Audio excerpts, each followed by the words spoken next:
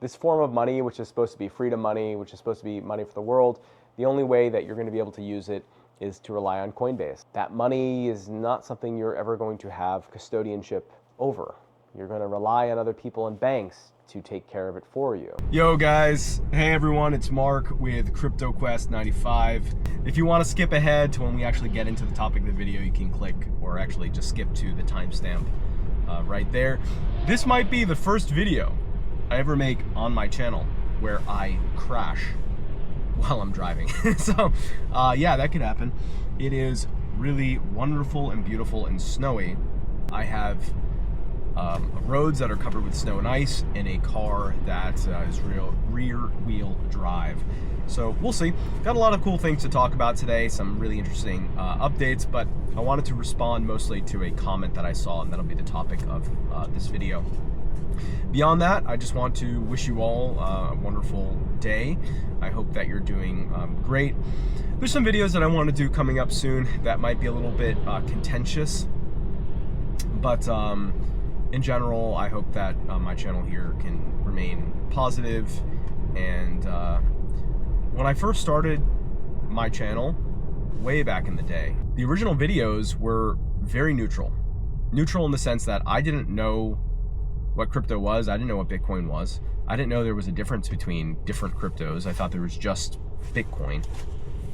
And through my YouTube channel, I documented everything that I learned basically in like real live time. And this was pretty interesting to me because a lot of the channels about crypto that were and still are online are mostly videos of people who already have opinions formed and ideas formed.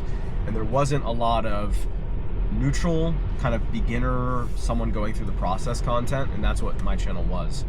Since then, I'd like to say that for the most part, any realization that I've kind of come to about crypto has more or less been documented in live time. If I ever make a claim in a video about a topic in crypto, it's usually come from a previous video where in live time, at least at the time of the recording, I experienced that thing and then talked about it, right? So most of my channels like that, and I like that. And one of the things that I've been thinking, like, what do I want to do with this channel? Like, what is the point of it? And it's crypto, right? Is I want people to kind of form their own opinions. And it doesn't mean I won't share mine. I don't want to put people down who have an opinion different than me. And that's very easy to do in cryptocurrency for two reasons. One, cryptocurrency is like sports. There are people that get behind a team and that's their team. And it makes total sense why. Like, for example, XRP. I know people that are really into XRP. For me, I think XRP is not really that interesting. And I have a lot of reasons why I think that.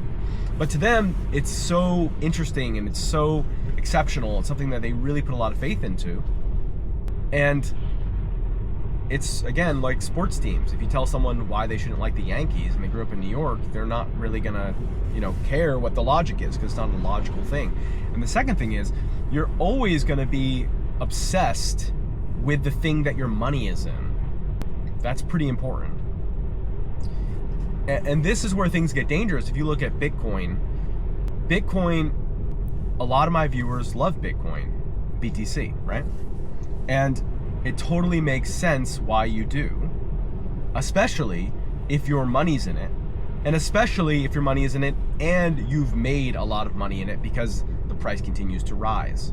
So any kind of criticism I have, you're probably not going to hear. No matter how logical or how much evidence there is, if you're making money on it, your brain will give you every reason in the world to tune out any evidence to the contrary. And this is just human nature.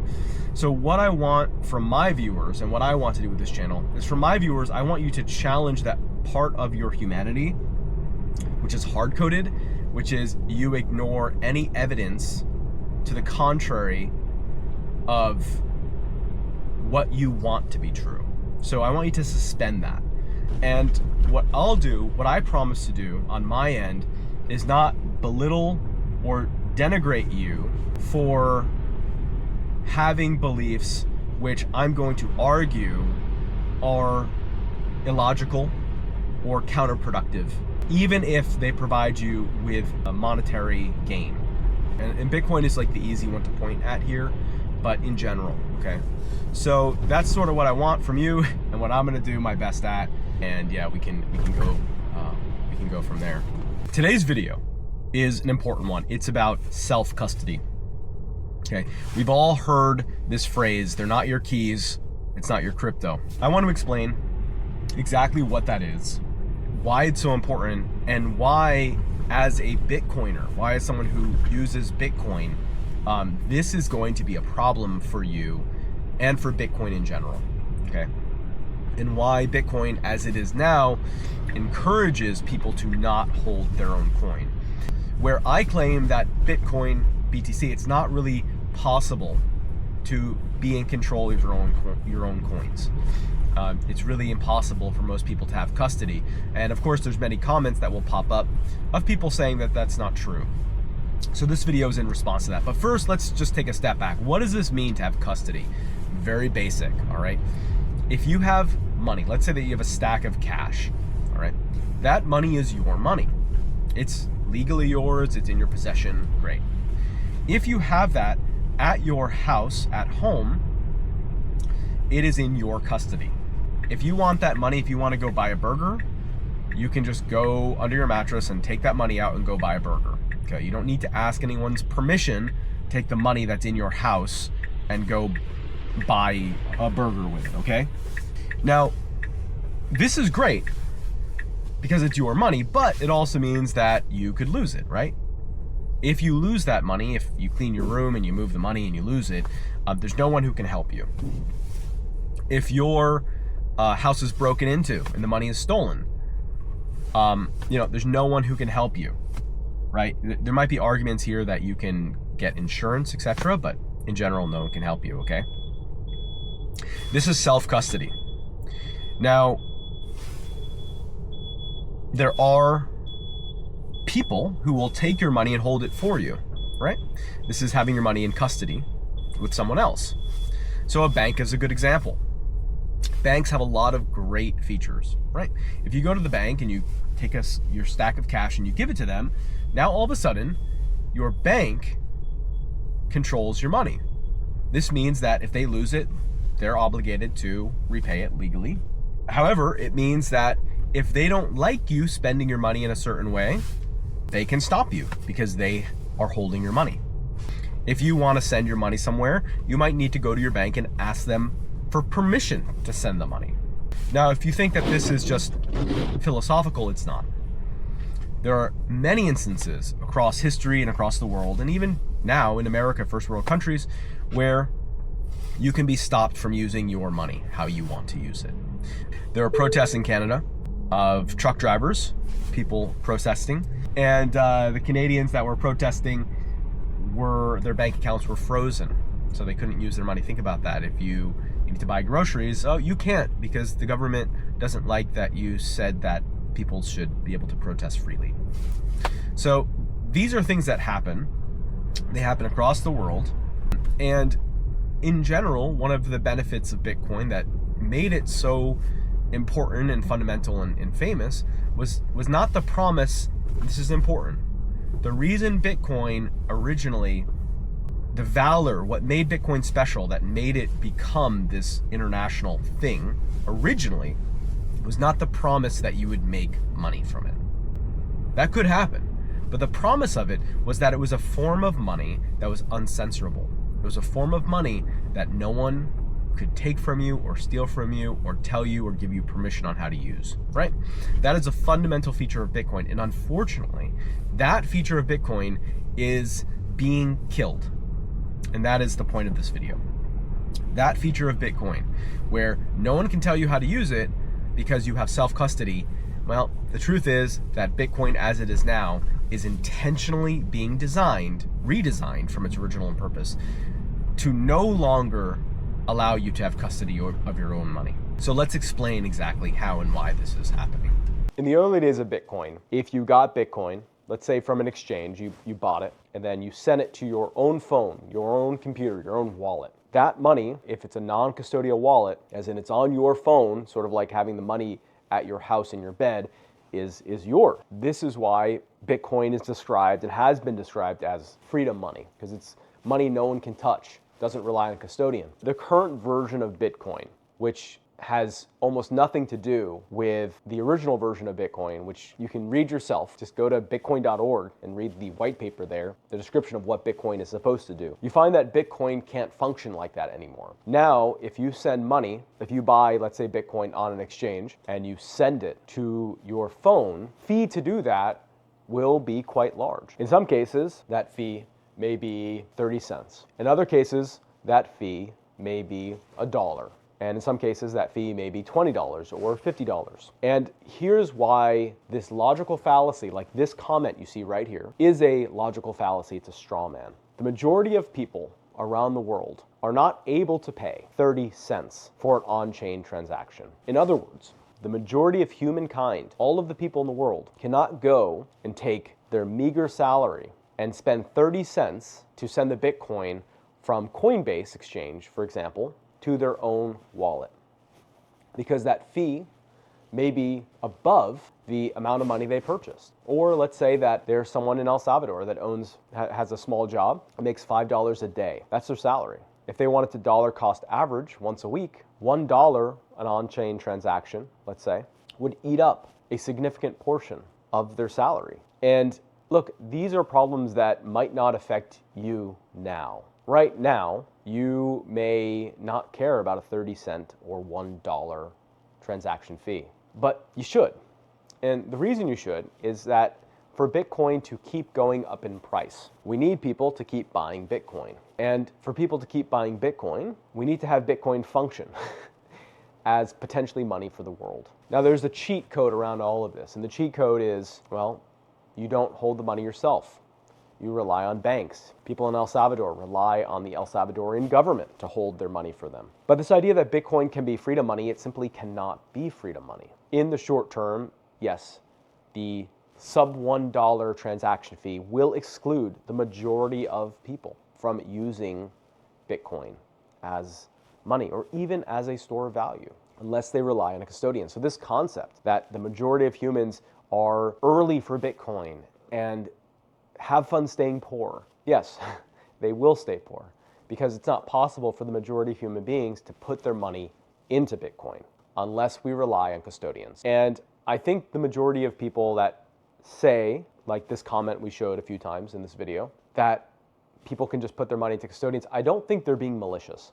I think that they're just not thinking clearly because their greed is reducing their willingness to think critically about this. But this problem actually is a lot worse than what we've spoken about, because people who are earning smaller amounts of money, where an on-chain fee, especially let's say that they're earning $12,000 a year, which is the global average income, and they're putting, let's say, 50% of their salary goes to rent and food and things of that nature and expenses. Let's say that at the end of the year, they have $1,000 average across the globe that gets saved. Of that $1,000, let's say, just to make the math easy, that they invest $100 a month into Bitcoin.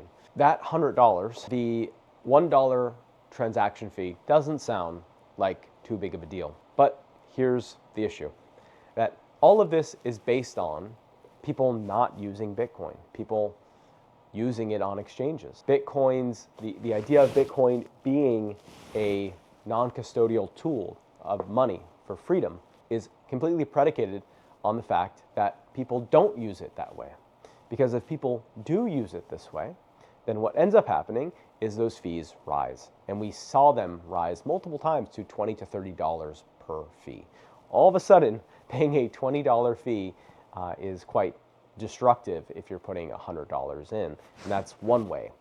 So if we start talking about global numbers, this is where things start affecting you.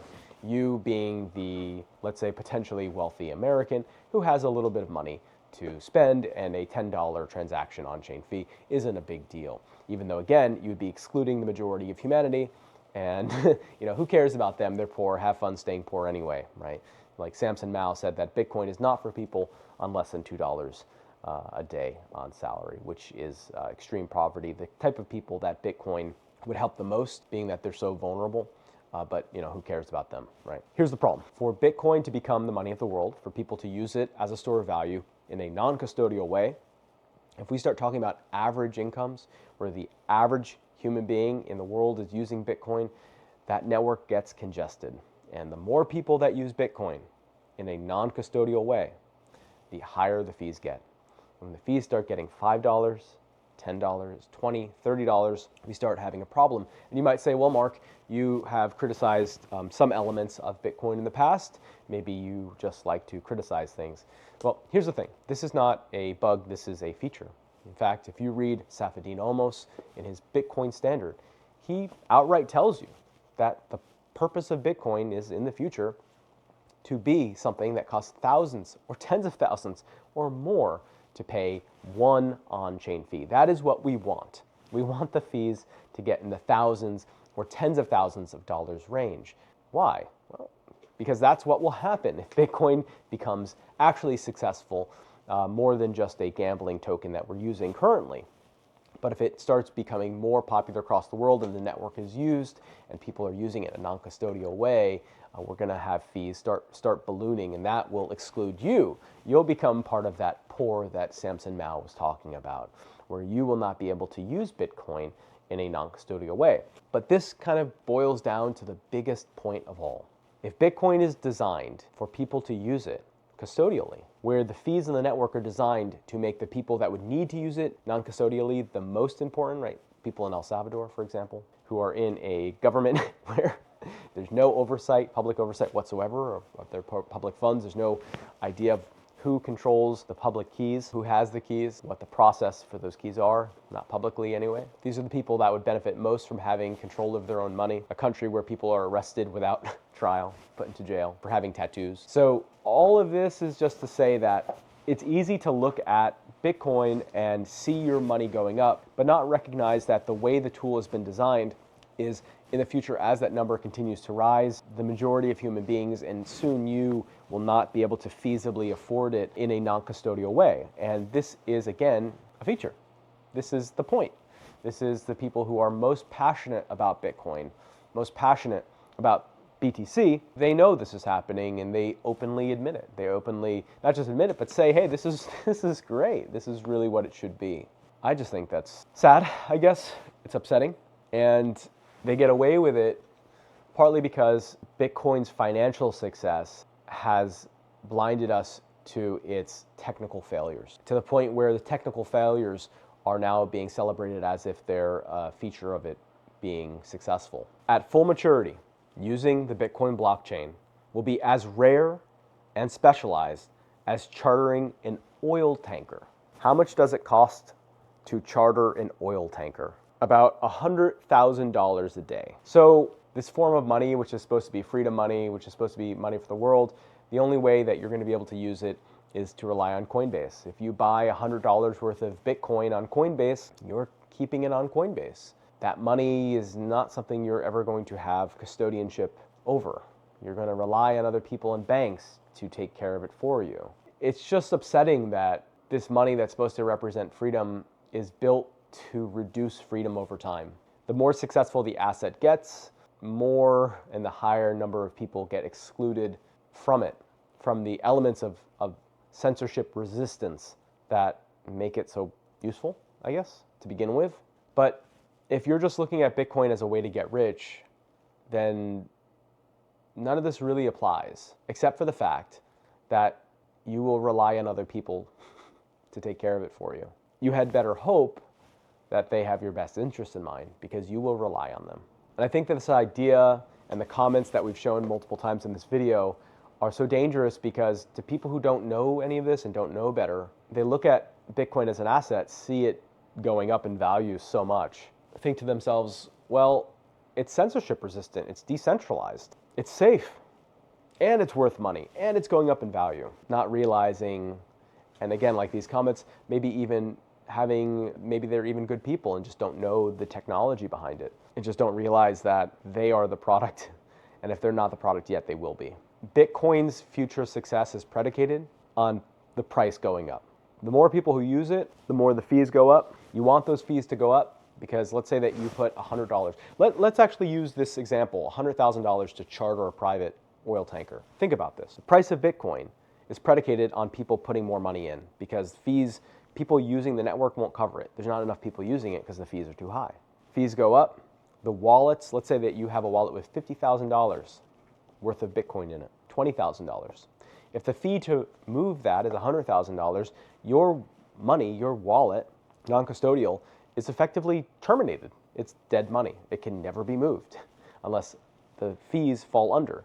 And if you had, let's say, $10,000 and the fee to send it was $9,000, you still wouldn't touch it because you would be burning all that money. So these fees, the Bitcoin fees getting higher and higher, what they're really doing is deleting Bitcoin from wallets that can't afford those fees, which is great. That's fantastic because that will cause you to not be able to sell it, which reduces the sell pressure on the asset, which keeps the price stable and up. So the Michael Saylors of the world, Saylor, whatever, the people that have millions or $billions worth of Bitcoin, they're going to be okay.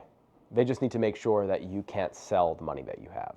Answer simply, what is the average dollar value of the average Bitcoin wallet?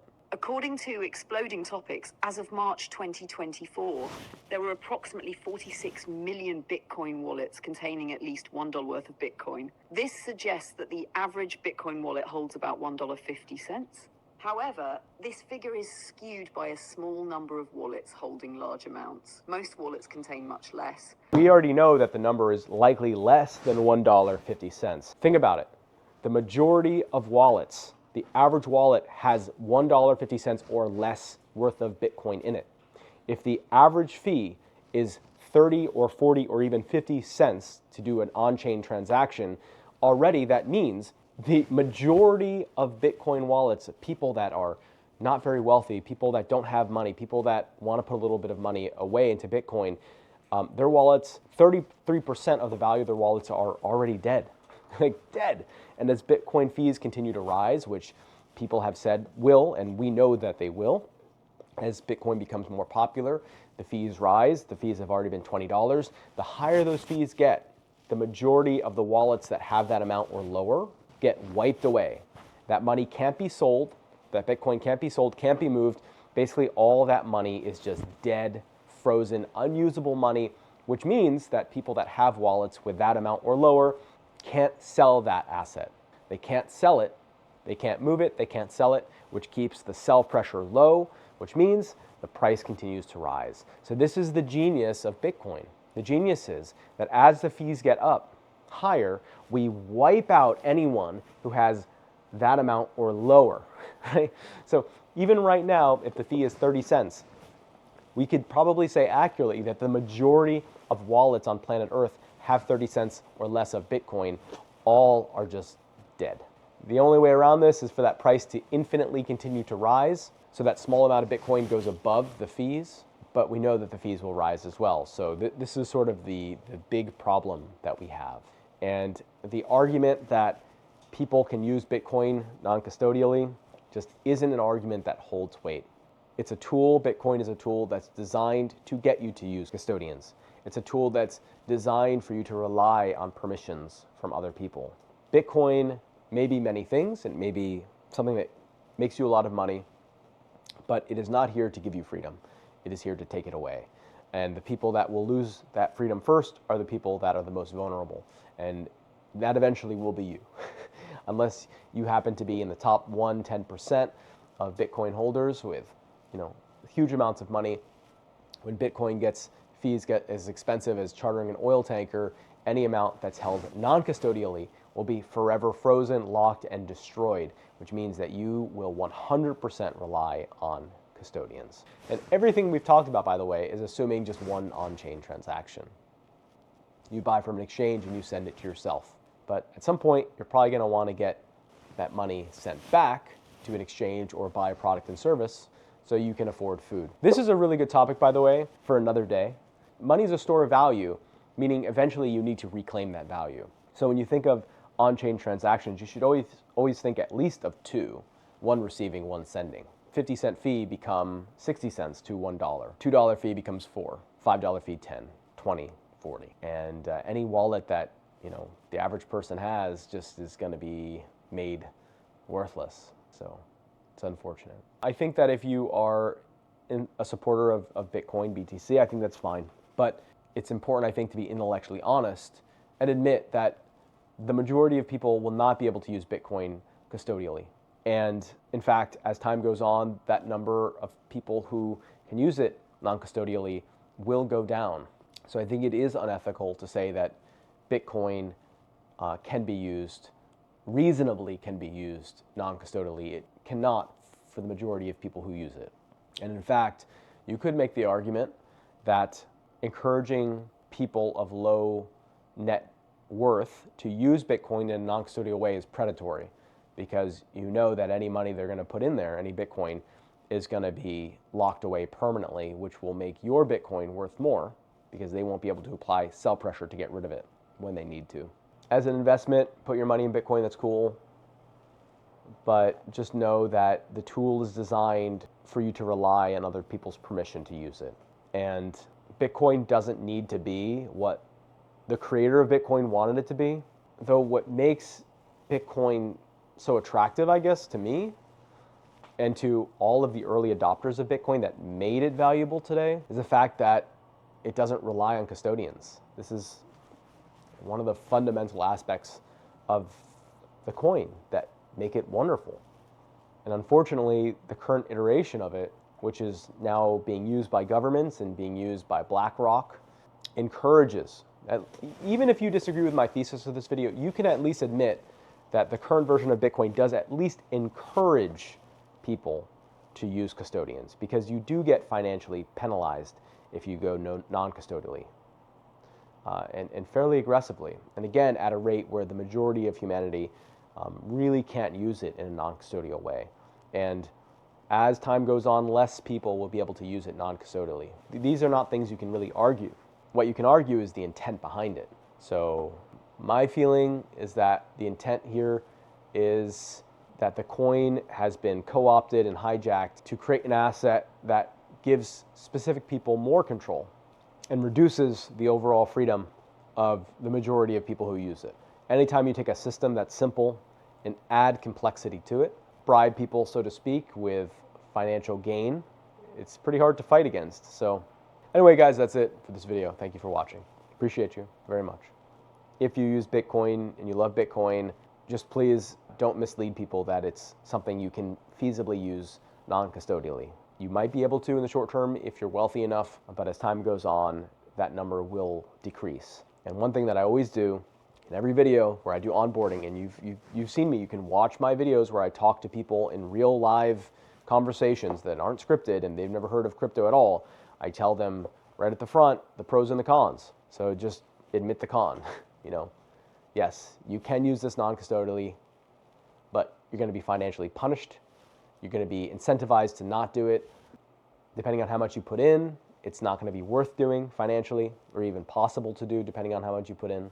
And as time goes on, and as Bitcoin becomes more successful, you're going to be more penalized for doing that.